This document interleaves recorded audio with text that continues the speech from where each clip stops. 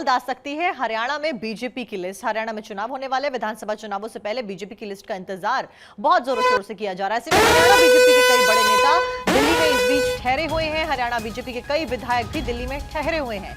Ticket कटने के डर से कुछ विधायक दिल्ली में मौजूद हैं। कुछ नेताओं के बच्चों को मिल सकता है टिकट, ये सोर्सेज जानकारी दे रहे हैं। राव इंद्रजीत सिंह की बेटी आरती को भी टिकट दिया जा सकता है। सोर्सेज के हवाले से यह जानकारी है। कुलदीप बिश्नोई के बेटे भव्य बिश्नोई को टिकट दिया जा सकता है। तो हरियाणा विधानसभा चुनावों से पहले फिलहाल उम्मीदवारों के नामों के ऊपर सस्पेंस लगातार बरकरार। कई सारे ऐसे जो विधायक हैं, जो मंत्री हैं, नेता हैं, वो दिल्ली में ठहरे हुए हैं। हरियाणा में बीजेपी के उम्मीदवारों की लिस्ट जारी होने से पहले ही पार्टी में बवाल शुरू हो गया है। आपको बता दें कि दक्षिण हरियाणा में केंद्रीय राज्य मंत्री राव इंद्रजीत के बड़े दखल के बाद में कई विधायकों की टिकट पर खतरा आ गया है। थानेश्वर ज्यादा जानकारी लेकर जुड़ गए। डॉक्टर थानेश्वर, फिलहाल क्या कुछ अपडेट है पूरे मामले को लेकर? कब तक लिस्ट जारी की जा सकती है और क्या वाकई में इस बार बीजेपी इन सभी मंत्रियों के बेटे और बेटियों के ऊपर दांव खेल सकती है?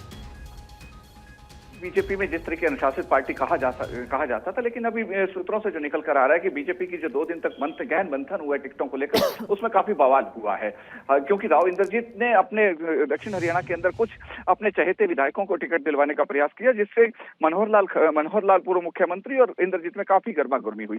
दूसरी तरफ जब मोहन लाल बड़ोली जो हरियाणा बीजेपी के प्रदेशाध्यक्ष है, उन्होंने कल ही एक स्टेटमेंट दिया था कि मुख्यमंत्री लाडवा से चुनाव लड़ेंगे। शाम होते होते मुख्यमंत्री ने कहा कि मैं लाडवा से चुनाव नहीं लड़ूंगा, मैं करनाल से चुनाव लड़ूंगा। करनाल के लोगों का बहुत मान सम्मान दिया है, मुझे बहुत प्यार दिया, मैं करनाल के लोगों का हूं। ये जो बातें निकल कर आ रही हैं, ये सारे दोनों आमने सामने हो गए हैं। दूसरी तरफ निकल कर आ रहा था कि पूर्व जो सांसद हैं सुनीता दुग्गल, उन्हें रतिया से टिकट दिया जाएगा। अरविंद शर्मा को गोहाना से टिकट दिया जा सकता है। तो अरविंद शर्मा का कल गोहाना में एक प्रदर्शन करके बीजेपी वालों ने पुतला फूंक दिया। रतिया में सुनीता दुग्गल का प्रोटेस्ट हो रहा है कि बाहरी व्यक्ति को यदि टिकट देंगे तो हम उसका साथ नहीं देंगे। बीजेपी जो बहुत ही अनुशासित पार्टी कही जाती थी, कहा जाता है कि बीजेपी में कि जो आला कमान का ऑर्डर होता है उसी को सब मानना होता है, लेकिन अभी जो बातें ग्राउंड पर निकल कर आ रही है, इससे लगता है कि बीजेपी के अंदर कहने कुछ भी ठीक नहीं चल रहा है। बीजेपी में अंतर कलह बहुत ज्यादा बढ़ती जा रही है, क्योंकि सभी आप मीडिया पर्सनैलिटी देखेंगे, जो भी देखेंगे, सभी एक ही कह रहे हैं कि मुख्यमंत्री और प्रदेशाध्यक्ष आमने सामने आ गए। दोपहर को मुख्य प्रदेशाध्यक्ष बयान दे रहे हैं कि मीटिंग में निकल कर आया है कि लाडवा से चुनाव लड़ेंगे। शाम होते होते मुख्यमंत्री कहते हैं कि मैं तो करनाल से चुनाव लड़ूंगा।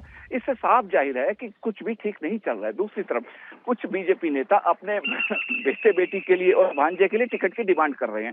तो जो सूत्रों से निकल कर आ रहा है कि राव इंद्रजीत ने अपनी बेटी आरती राव के लिए टिकट मांगा है और कुलदीप बिश्नोई ने अपने बेटे भव्य बिश्नोई के लिए टिकट मांगा है। भव्य बिश्नोई पहले भी विधायक रह चुके, विधायक है मौजूदा, और आगे भी उन्होंने उसके लिए टिकट की डिमांड की है कि इसको आगे कंटिन्यू टिकट किया जाए। अब देखना यह है कि जब बीजेपी की लिस्ट आउट होगी तो कितने विधायकों के बच्चों को टिकट मिलती है, क्योंकि बीजेपी का शुरू से एक ही नारा है कि हम भाई भतीजावाद को, परिवारवाद को बढ़ावा नहीं देते। हम जो ग्राउंड पे जिताऊ कैंडिडेट होता है उसी को लेकर ही हम टिकट देते हैं। अब जो इसके बीजेपी के अंदर अंतर्कलह चल रही है, पहले ये निकल कर आ रहा था कि केंद्रीय चुनाव समिति की जब मीटिंग हो रही है, प्रधानमंत्री के नेतृत्व में जब बैठक हुई थी, इसके तुरंत बाद लिस्ट आउट कर दी जाएगी, लेकिन लिस्ट नहीं आई। कल दोपहर को मोहनलाल बड़ोली ने कहा कि अभी 1 या 2 तारीख को दोबारा मीटिंग होगी केंद्रीय चुनाव समिति की, उसके बाद लिस्ट आउट करेंगे।